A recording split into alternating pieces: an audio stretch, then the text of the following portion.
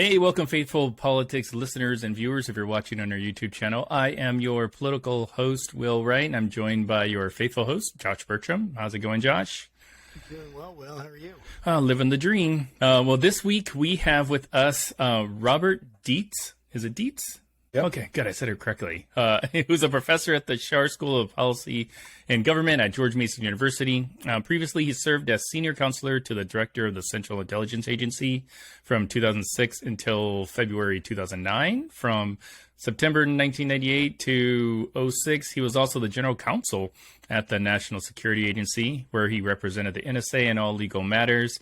He has also held positions as acting general counsel at the National Geospatial-Intelligence Agency and as acting deputy general counsel intelligence at the Department of Defense. So we're really glad to have you, and welcome, Robert, or Bob. Thank you.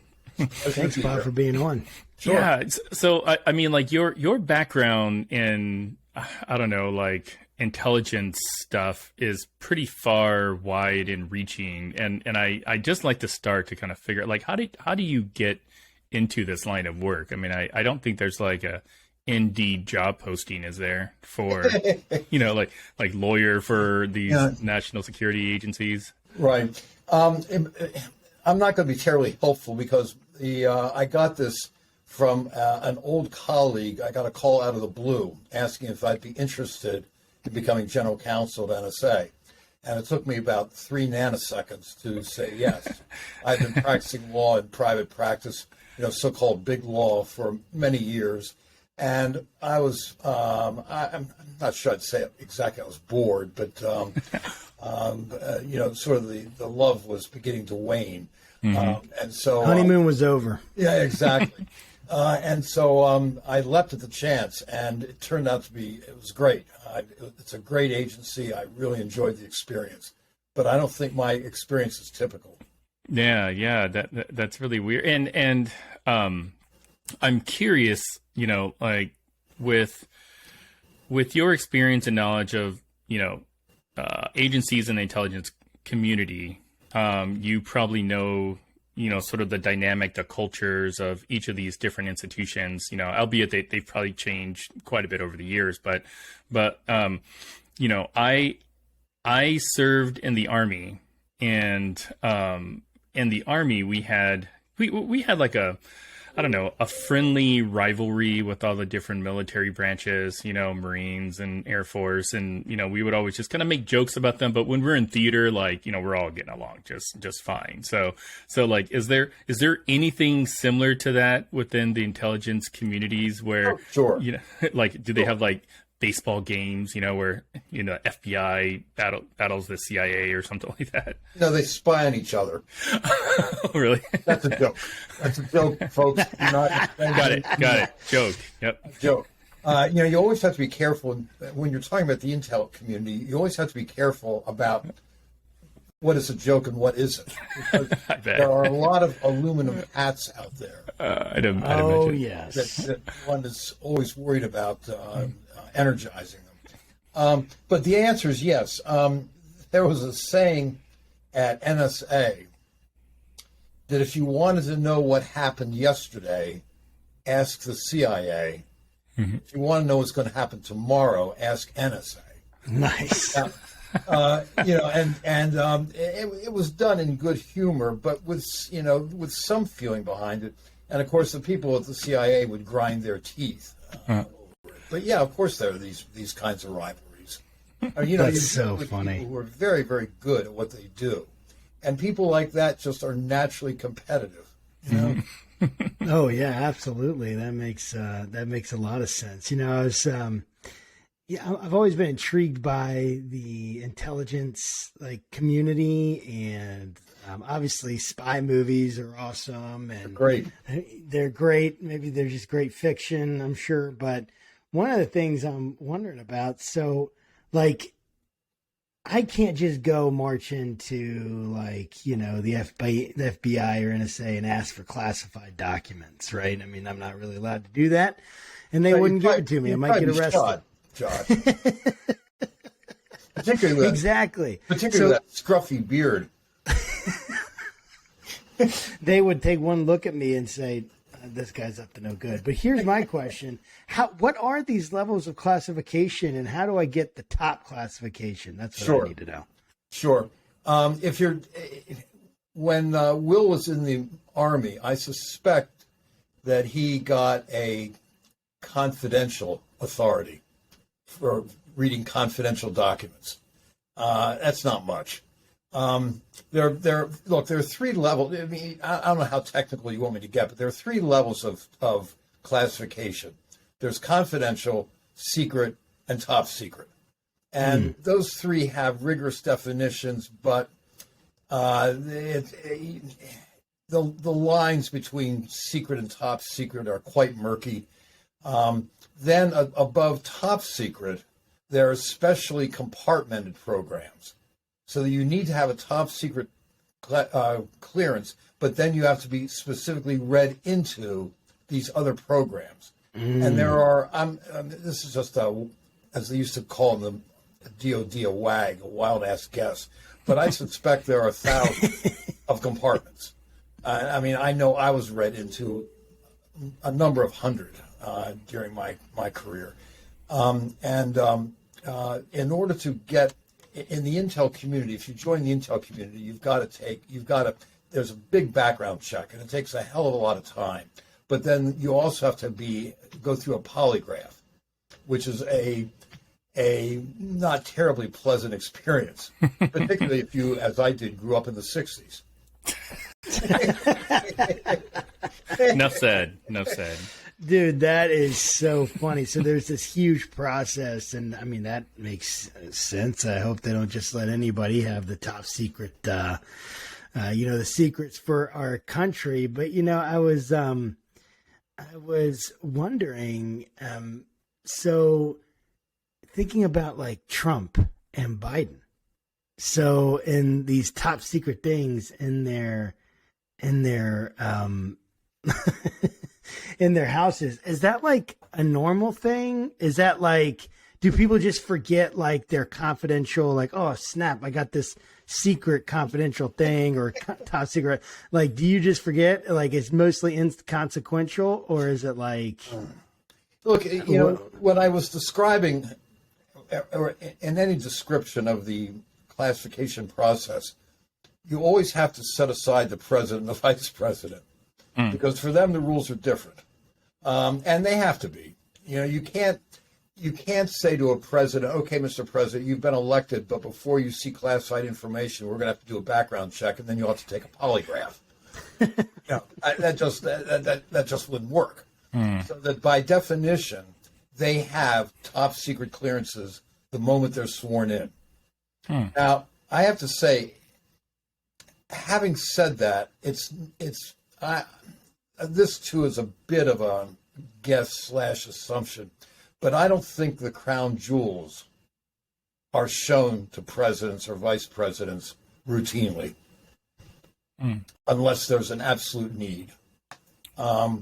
And I suspect that would be particularly true with Mr. Trump, who never seemed to be terribly concerned about the security of information. I mean, his bringing in the Russian ambassador with the Russian ambassador's translator, but not the American translator.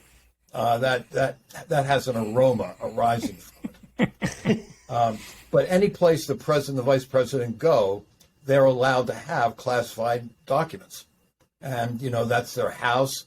That's, the garage next to the Corvette.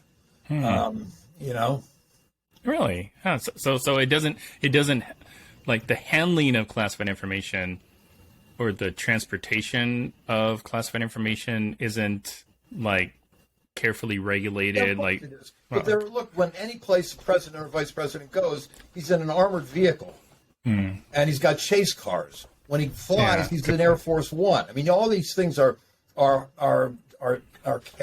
safeguarded. They're secure. They've got guards. So, and that includes his house, his beach house, his condo. I mean, wherever. And so again, the rules are different. If I took documents home with me when I was at NSA, top secret documents, I'd be in jail.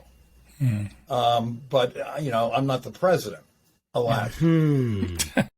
Yet. Yeah, exactly. Yet. Yeah, so I'm curious. Maybe we can take a step back for a minute and kind of walk through the evolution of a classified document, kind of from point of conception to its trip to the National Archives. Sure. I think it is always true that a classified document is created in a so-called SCIF, SCIF. That stands for Sensitive Compartmented Information Facility. And in the Intel world, DoD as well, they have two different sorts of computers. There's the kind of computer we're on now, which could be hacked pretty easily, if anybody wants to. And then those were called low-side computers. Then they have other computers which are called high-side computers, and those are computers upon which you may type and send classified information. So I'm there. I'm writing. I'm doing a report to the director of NSA on the need for a new lawyer working in a certain area, and this area is highly classified. So I'm typing the document. I come to the end of a first paragraph. This has to be done paragraph by paragraph, by the way. And I have to decide, is this classified? And then, depending, if it was signals intelligence stuff, it's always top secret. In the old days, you could just do it by memo, but that wasn't good enough. It has to be done paragraph by paragraph, which, by the way, encourages very long paragraphs. I bet. You're always looking for the workaround. So I then send it to the director. He reads it, and he might want to print it off. I might want a hard copy, and then we'll put it in. The secretary will put it in a folder of some kind. Put it in a safe within a SCIF. Gotcha. So those they're quite secure. At NSA, in order to get into NSA, you're going through two fence lines, and then you get to the front where and that's where the heavy protection begins. Mm-hmm. And then once you're inside, a lot of the rooms also have locks on them, fingertip thing, a code sort of thing. And then inside that, there'll be safes. So it is very, very secure. They have to keep it secure. I was thinking, when you're going through all these different levels of classification, and then you get to a top secret, and then there's different areas that you're read into. I'm imagining that can create liabilities in terms of communication between departments and efficiency in communication between departments. I'm wondering how often that you would run into something like that, and what kind of things were in place to kind of mitigate those kinds of issues. Yeah, that's a great question. You may recall that that following 9/11, there were inquiries as to how the heck did this happen, and among other things, there were claims. I seriously discount them, but there were claims that the intel community wasn't playing nicely with each other. And in the old days, the mantra was need to know. And so when I'm doing a top secret document to the director, I'm just making this up, I may say, okay, the deputy director ought to see this, and the heads of 3 other organizations ought to see it.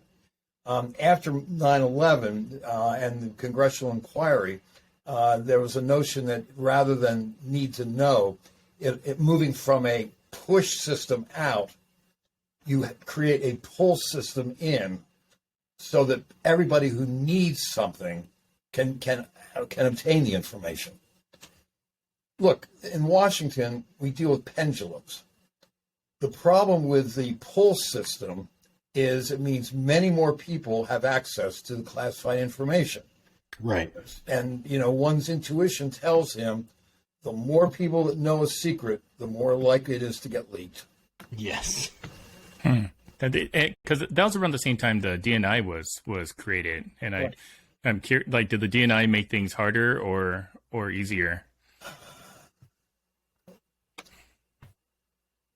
To be blunt, I don't think it made a whole hell of a lot of difference. I mean, we went from a director of Central Intelligence to a director of the Central Intelligence Agency with a DNI above him.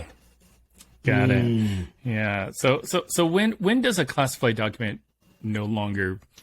There are rules on that, and I don't know them off the top of my head, but there are 30, 40, 50-year kinds of things. Got it. Yeah. Now, Oh, go ahead. No, go ahead. No, I was going to say, is that the reason that we were able to get the JFK? Yeah. Yeah. When I was a kid, remember Ethel and the Rosenbergs? There were always claims that they had been mistreated and so forth. Well, various documents were declassified by NSA a number of years ago that showed, they weren't. They were guilty.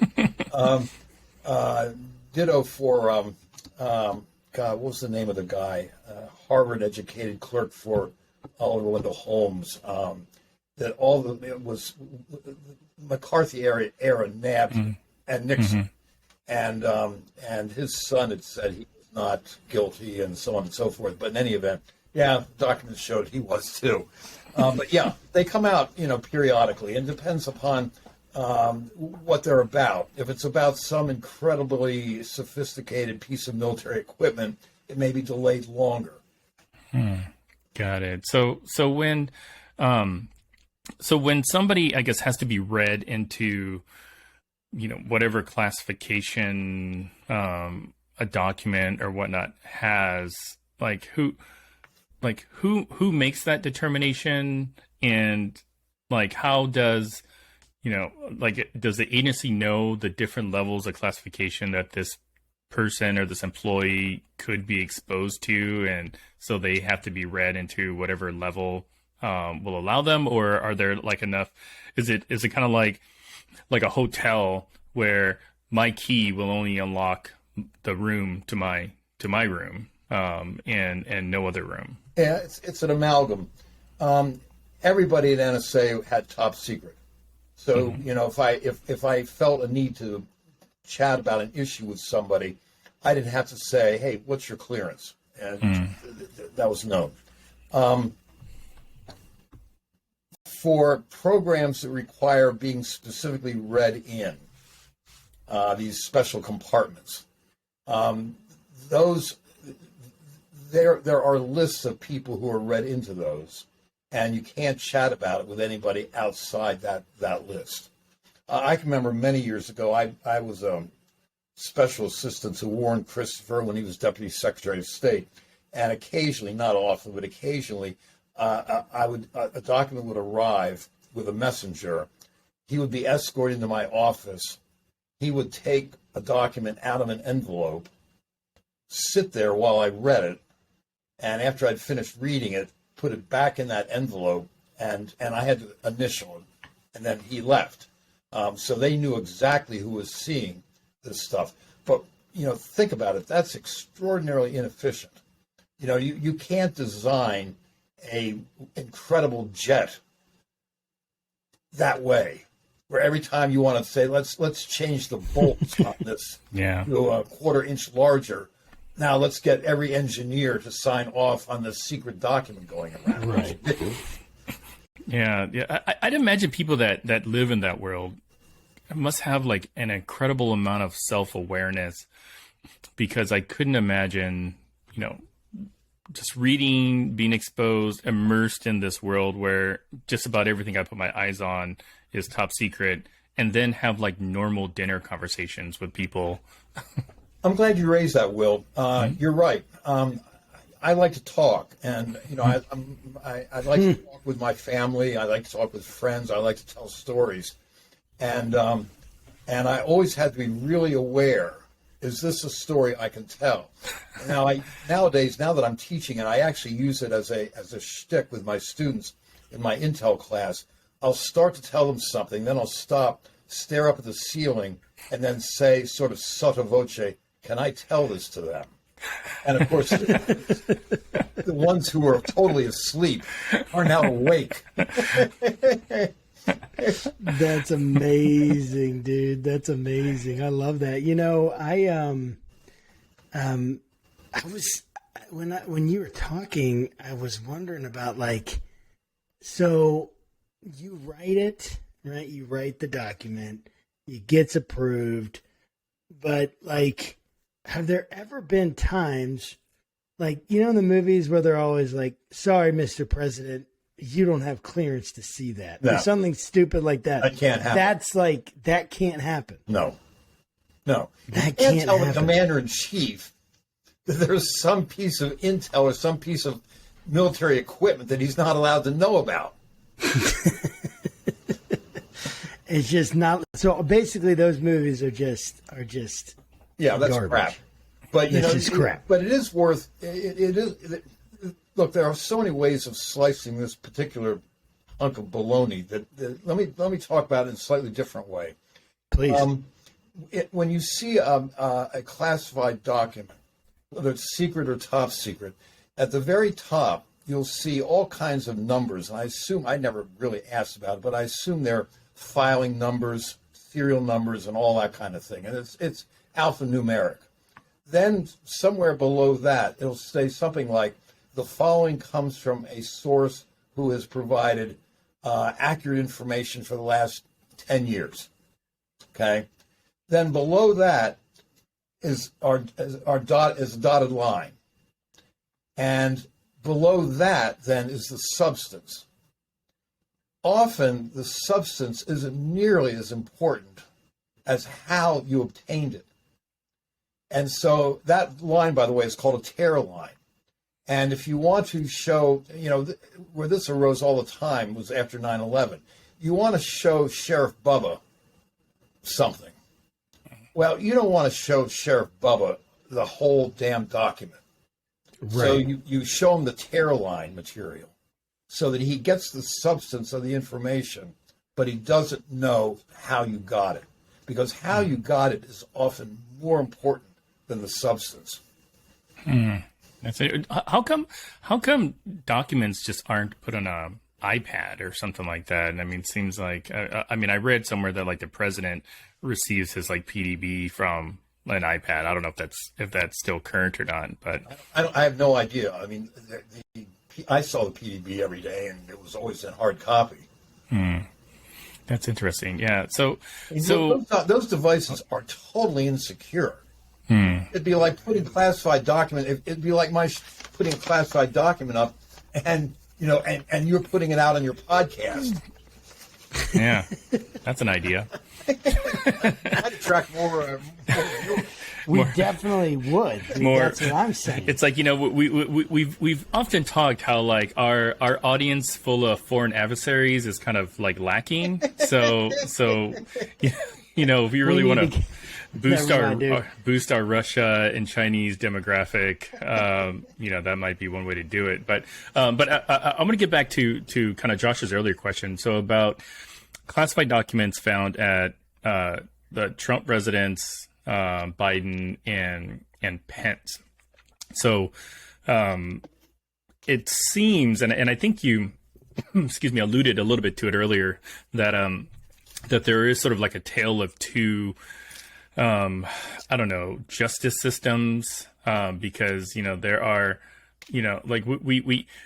we had Reality Winner on our program who served 5 years for mishandling documents when she was working at the NSA, and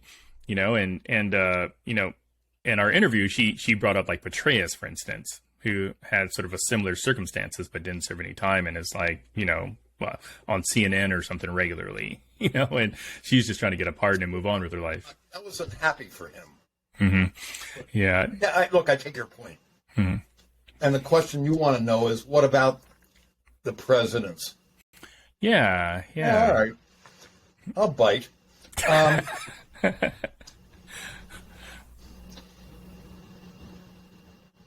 Biden creates a huge problem for the prosecutors of Trump. Now, there are huge distinctions between what Trump did. I'm basing this purely on what I read in the papers. Sure.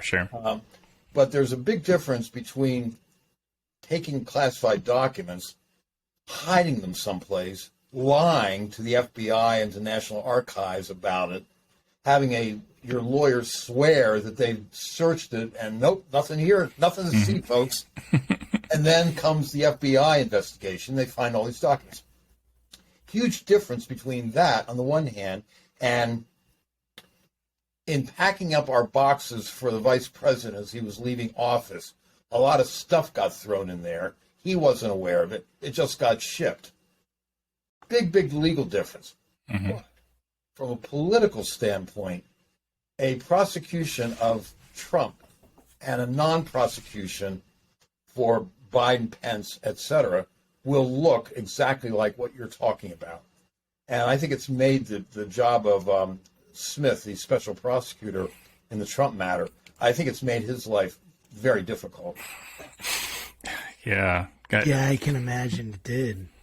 I absolutely can imagine it did. So, I mean, so the NARA has asked for the records of all living presidents. Is this like something you're surprised about? Is this something that like I'm sorry, what do you mean the documents of all, what kinds of documents? Yeah, the National Archives, sent out a statement saying, hey, check your closets or whatever. Would you give us the documents you were supposed to have given us? Before? Yeah. Is that like, is that anything at all, or is that just like procedure, or is that political, or what do you think? I'm willing to tell you my view.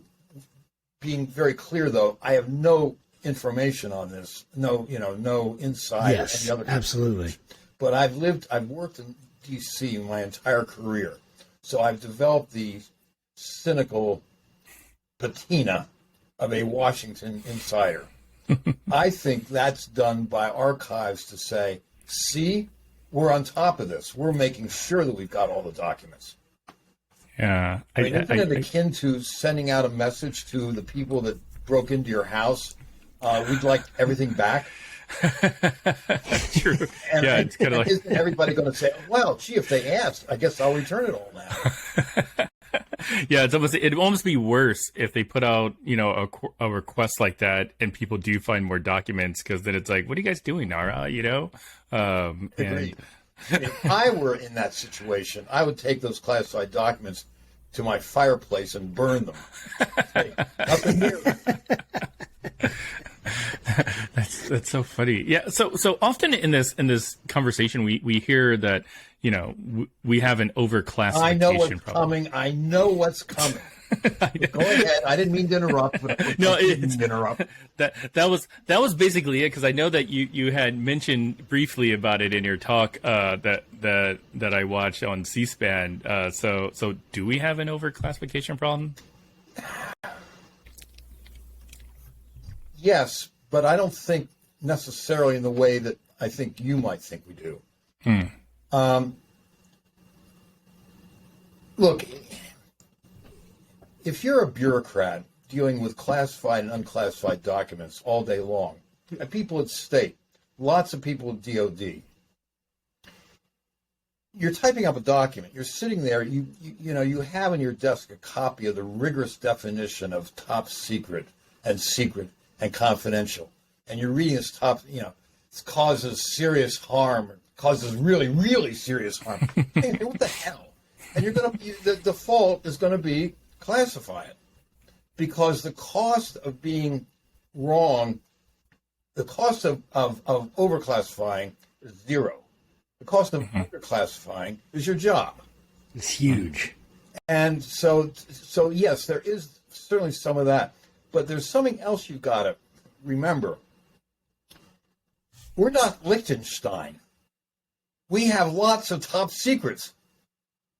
And we do lots and lots and lots of really, really, really secretive stuff.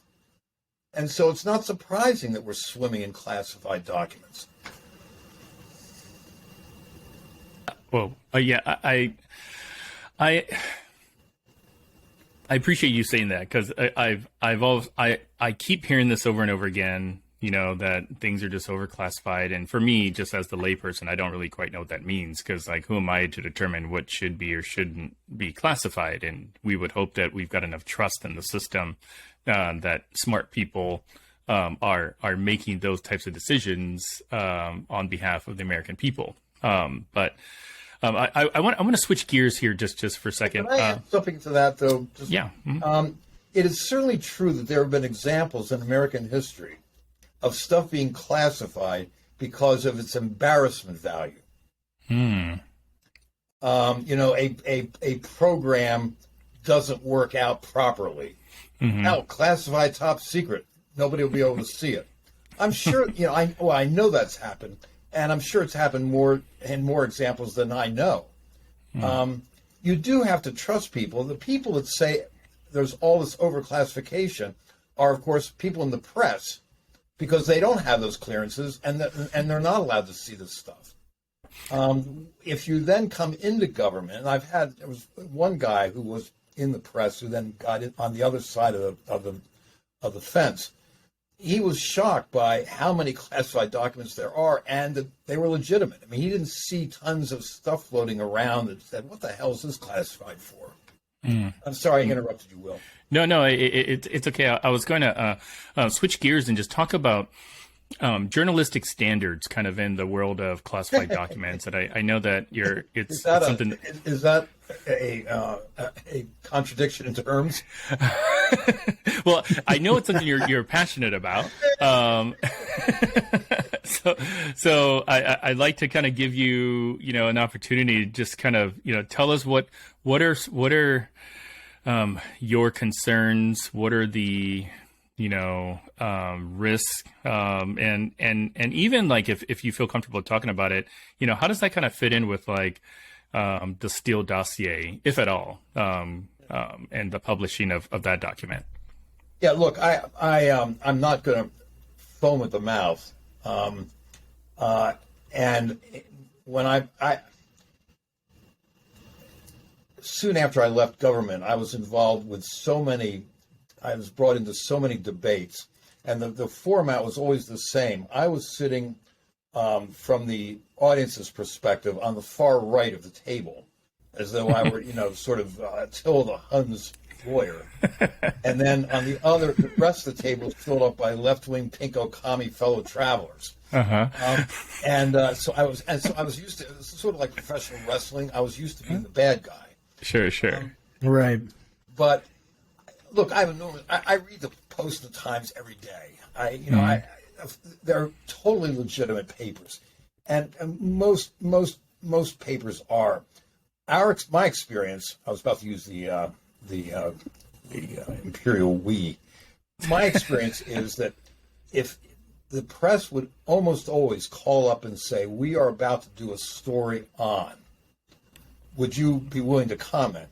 Almost always, if we said, "Look, would you mind changing this detail or removing this detail?" And we'd explain the problem, but the rest of the story, have at it. They almost always complied. I do remember one particular example when we went to New York City to talk to some people at a well-known newspaper there about a story, and they served us nice fruit in the conference room, and we each got a nice can of Coke, but our request fell on deaf ears, as they say. But that was but I understood their position, and I had no problem with it. In fact, the press serves an enormously valuable service with respect to secret things, because the Hill's oversight tends to be pretty thin. That which exists is often, it requires a lot of effort that a lot of politicians aren't particularly interested in making, particularly since it's not like there's a lot of prestige serving on the two intel committees. And so the press serves an enormously important oversight role. And as I said, most are responsible. There are irresponsible members of the press too, of course.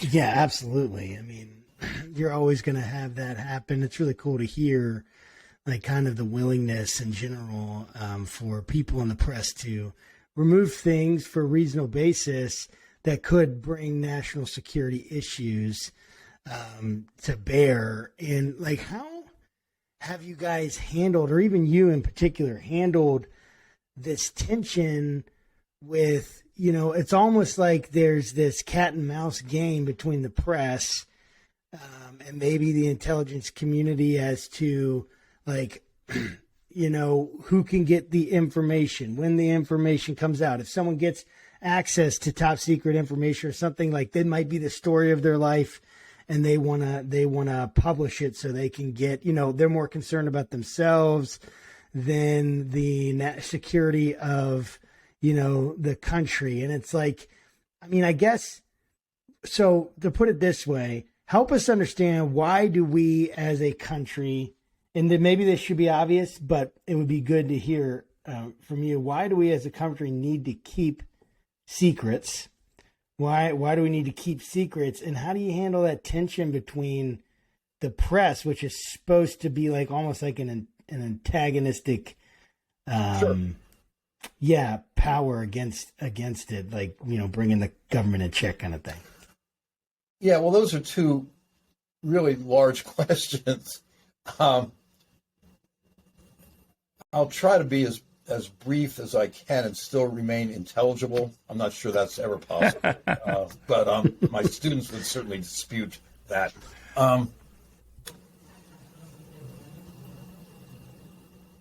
When we developed the Manhattan Project, nuclear weapons, atomic bomb, of course you want that had to remain secret. You know, the last thing you'd want is for, you know, Germany at the time, or Italy at the time, building the damn stuff. And that's certainly true of weaponry. But in the intel area,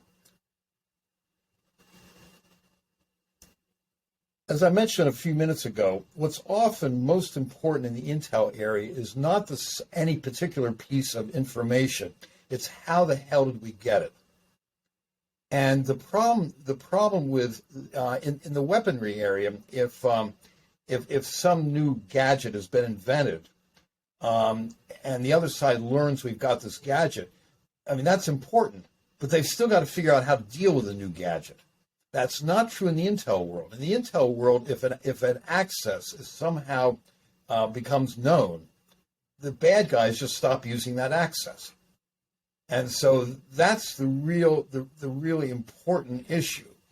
That's sort of part one. Part two of your question, the people that drive me really wild are the sanctimonious folks who, as a matter of principle, and I'm putting air quotes around that, are leak information, classified information.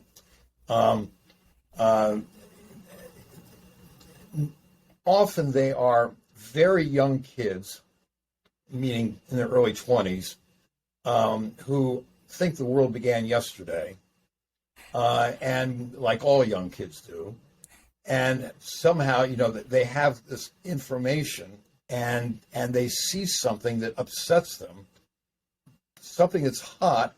They call up a press person, and look, the reporters are wonderful. And Bob Woodward is absolutely the best. But all reporters learn how to flatter, cajole, make you feel like, you know, like a little god. You're doing a great service to the Republic.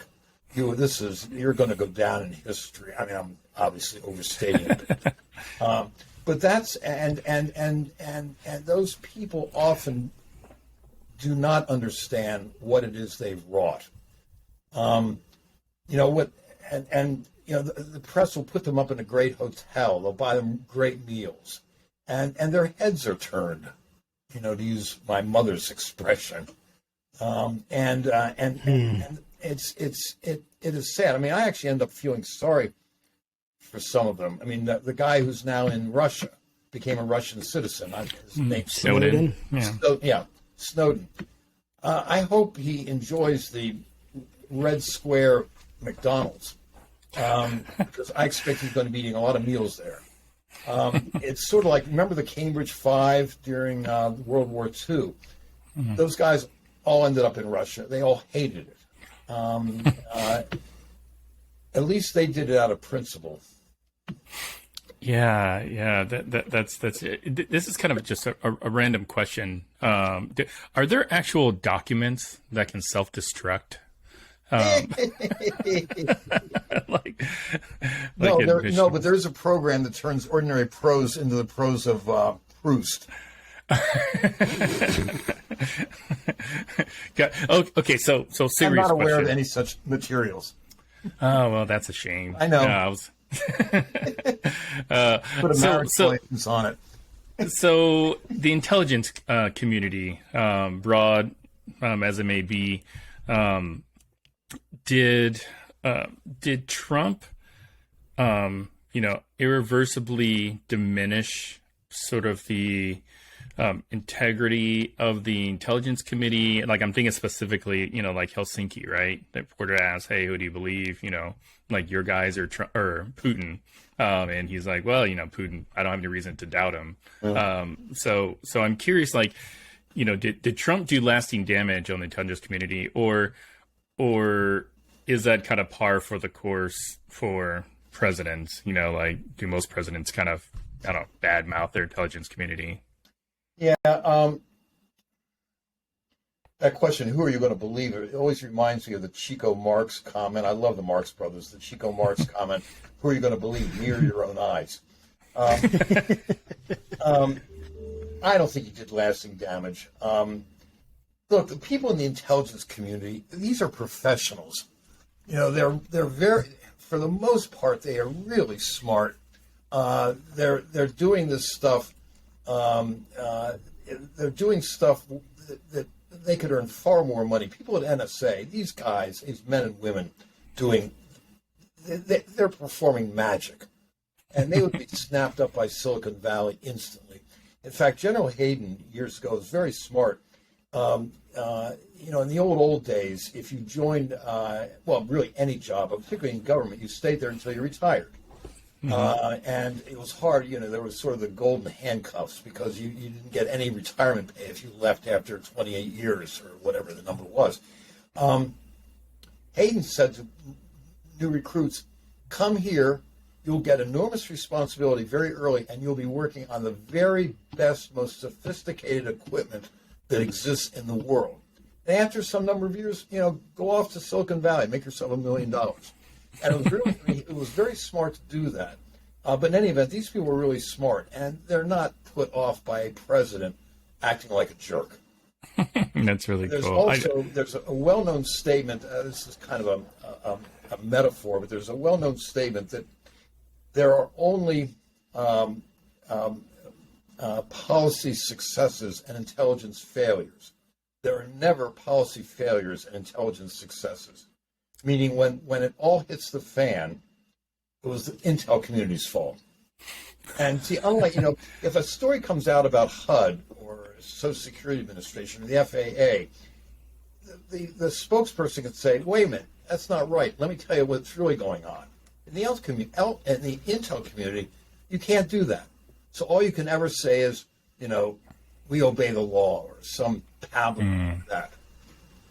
Right. So it's like, I think about how the tension that I've seen, as Will brought up, between the former president and the intelligence community was the first time I ever saw anything like that necessarily. But then again, even the last several years, at least since I started paying attention to politics, like in the mid 2010s or whatever, that's when I really started paying attention. But what you have is there's this definitely a tension there, as in these agencies seem sometimes to be used politically, or to be said to be used politically. Absolutely. to be accused of being used politically, like the CIA spying on, presidents using the CIA to spy on their, opponents coming up, or using the FBI to terrorize, friends, or not friends, but terrorize political enemies or whatever. Sure. Is that stuff like what? How much do you think the Intelligence Committee is insulated from the larger political considerations of the United States, or is it just like it's basically very influenced by the current politics? No, what do you think? Look, that was a really big deal. That arose during the Watergate period. There was a committee called Church Pike, Otis Pike on the House of Representatives, Frank Church on the Senate side. And they did an investigation, and they discovered that the intel community was being used to serve President Nixon's interests. And those hearings absolutely shook up the intel community. And I don't think there's been anything like it since. I know that of course there's always going to be tension between a president who supports a policy that turned out not to be particularly intelligent and has failed, and the people that are bringing him bad news. I mean, no daily briefer ever walks into the president and says, "Mr. President, I have nothing to tell you today. The world is going so well. Everything is turning up roses for the United States." That just never happens. And so every day, the guy's going in, briefing the president, telling him there's one horrible thing after another's happened. And so, they're not, the intel weenies do not expect wholehearted praise for their efforts. Got to be like the least respected but most important job, kind of like a teacher. or professor in your case. Very important, but not getting a lot of Twitter followers. Not getting a lot of love. Yeah, and so the special prosecutor Smith, and her, I think is the name of the one. I'm looking at Biden. Yeah. Like, if you were in their shoes, what kinds of things would you be looking for to kind of build your case? What I'd be looking for is malfeasance. I'd be looking for bad actors, bad conduct. I think, and by the way, I've given this some thought. As a lawyer, I armchair articles in the newspaper. What would I do Sure. if I were in that situation? Sure. Right. And with respect to Trump, I think the first thing I would do was indict his lawyers, because it would give you a taste of what the reaction is going to be. Remember, he had two lawyers. I don't remember their names. Yeah, Christina Bob and I forgot the other one. Yeah, there was a woman, but and she signed a document that they had done a deep search and and it turned out just to be flat wrong. And the thing is, they can prove, I think, from articles I've read in the paper, they can prove that she was not telling the truth because they have video evidence of who was going in and out of that President Trump's skiff. Yeah. But of course, I'm making a joke about Sure. I just want to make sure your viewers are not understand. Yeah. For the listeners, he's holding up two fingers on each hand and bending them at the joints. Yes. But I would start there. But I would look for malfeasance. Was it deliberate? Are there indices that particular documents were taken? And if so, is there a pattern where there's certain kinds of documents taken? In other words, if a president, for example, wanted to, just making this up out of thin air, wanted to monetize some intel, are these documents, would these be good ones to monetize? Yeah, and we the public will probably never really know, right? What those documents are. Probably not, no. Got it. Yeah, dang it. Yeah, I know. I wanted to know. Of course you do. But Of course I do. just go to the National Enquirer. You'll find out. Exactly. You know, this is kind of an interesting, like, moral conundrum kind of question. You know, the kind of thing like where you would push someone, like, would you push someone off of a bridge to save, Save 20 little kids. Yes, exactly. Yeah. So here's my question. Is there ever a scenario like that in terms of leaking classified information to the public? Like somehow like Snowden or something like said, like he had to do it because we were being spied on and American people should know. Or whatever it is, NSA had access to whether they could get into our phone, which basically I've kind of just assumed that if the United States government wanted to find out whatever they wanted about me, they could. I mean, I don't know if there would be, who would stop them? I don't know. I mean, I'm just kind of used to that thought. Like, I never think like, I can keep this from the government, or I'm assuming they're spying on me essentially at this point, but I don't know if I should assume that or not, or whatever. From now on. Exactly, dude. Especially now that I've said this, we've had you on. Now it's all over. I mentioned doing various debates after I left government. There was one, and a guy got up, an obscure writer whom I'd never heard of, and I'm a pretty serious writer. And he was almost in tears talking about his anxieties that NSA was spying on him. And what I really wanted to say to him was, pal, you're not that important.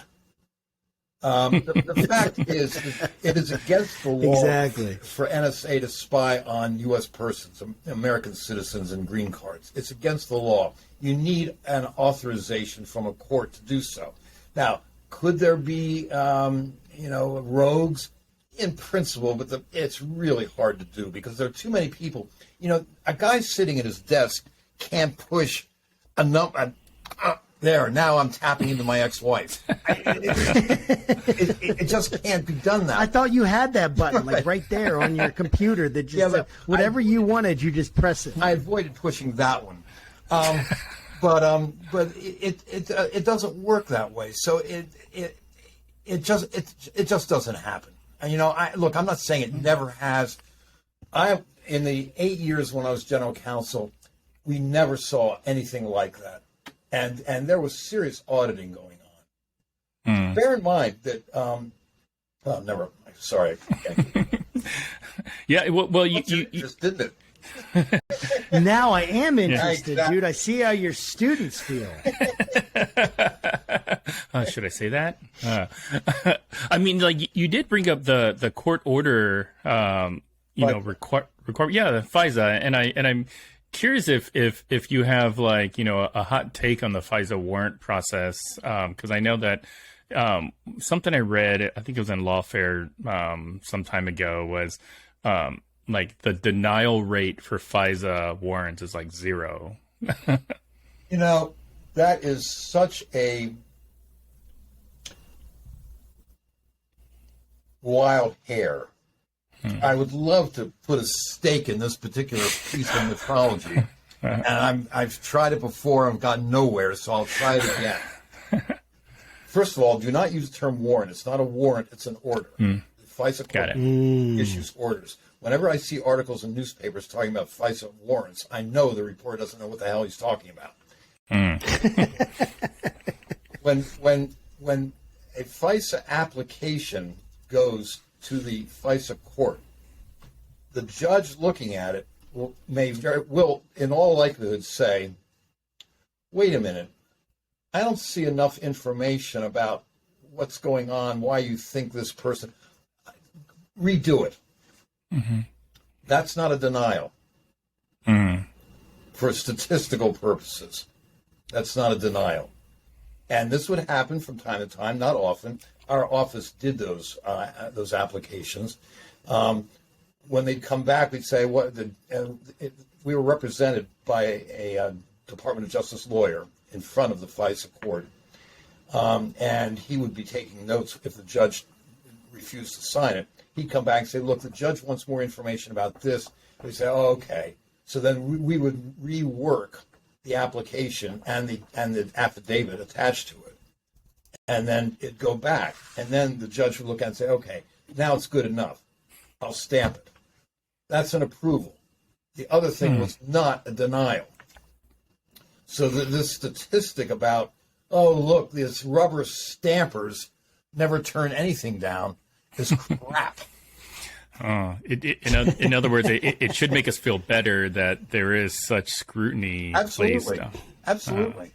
Well, it's like you couldn't actually, like, what it sounds like is that most people, like, we put people in the NSA on this level when, like, of, like, almost like mysticism. Like, they're all knowing, they have Absolutely. access to everything, can't make mistakes or whatever. It's just normal people that go home and they happen to be really good at what they do. So the United States government has tried to get them to help the United States. And it sounds like there's a lot of checks and balances, like someone who really had ill will, like they would have to make it through a lot of different Absolutely. loops to be able to get the information they're looking for. General Hayden is a great wordsmith. And he used to say, it's really interesting how the intel community is viewed as omniscient and omnipotent and utterly idiotic at the same time. That they couldn't find, their shoelaces. And it was true that the intel community would be excoriated for not catching 9/11. But at the same time, we know everything. We're totally in control of everything. It really is astonishing. That's really funny. I really appreciate and like General Hayden. I like watching him when he does TV hits, and I try to watch or read anything that he puts out. Yeah. I think he at least presents himself in a way that makes me feel like he knows what he's talking about. Yes. So I thank you for at least mentioning his name, and I know that you've done quite a bit of work with him. I have. You've traveled with And him. and one of the things that I loved about him was most NSA directors were engineers. And it's sort of, with engineers, hey, if it can be done, full speed ahead. General Hayden was a history major, and his graduate degree is in history. And so with General Hayden, it's, well, okay, we can do this. Should we do it? And he added this kind of, and he did the same thing at the CIA. He added this an ethical imperium to his calculation, which I really appreciated. Yeah, that makes a lot of sense. Yeah, dude. that's really cool. So my last question to you, and you had brought up, some mythology that kind of just chapped your hide a little bit. So I'm curious if there, like, what are some other, I don't know, mythologies about the intelligence community that you think the public gets wrong?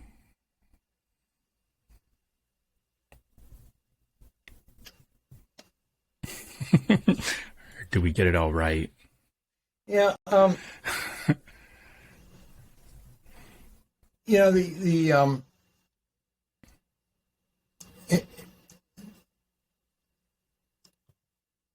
are a number of thoughts about the DC bureaucracy, particularly out there somewhere. Sure.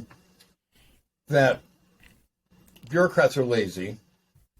Do you remember a couple of years ago this wonderful book, Who Moved My Cheese? Yeah. They want to do the same thing every day, exactly the same way, and don't you dare,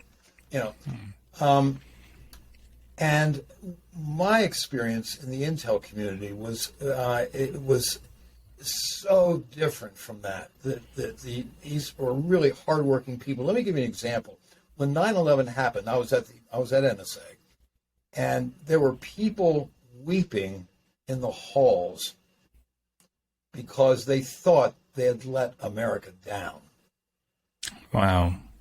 And because there is this sort of moral imperative that, and look, NSA was created expressly to prevent another Pearl Harbor, and it has done that. But 9/11, which was certainly not a Pearl Harbor, but 9/11 was, the barbarians got through the gates. And these people at NSA felt that they were responsible.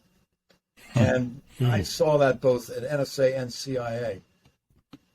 And by the way, an extraordinary amount of brain power. I mean, NSA is, if you're a geek, you couldn't do any better. That's awesome. There's a joke that is, sort of like all jokes, has some value, has some authenticity to it. There's a joke that at NSA you can tell the extroverts from the introverts. The extroverts stare at your shoes. The introverts stare at their own shoes. There is something to that. Yeah, that's really awesome. Well, thank you so much, Bob, for spending some time with us. This was a lot of fun, and we learned a lot. Thank you. I really appreciate your expertise on the matters, and just good luck on your future endeavors and teaching. Yes, thank you. Thank you very much. All right, and to our listeners and viewers, we will see you all next week. Take care. Bye, guys.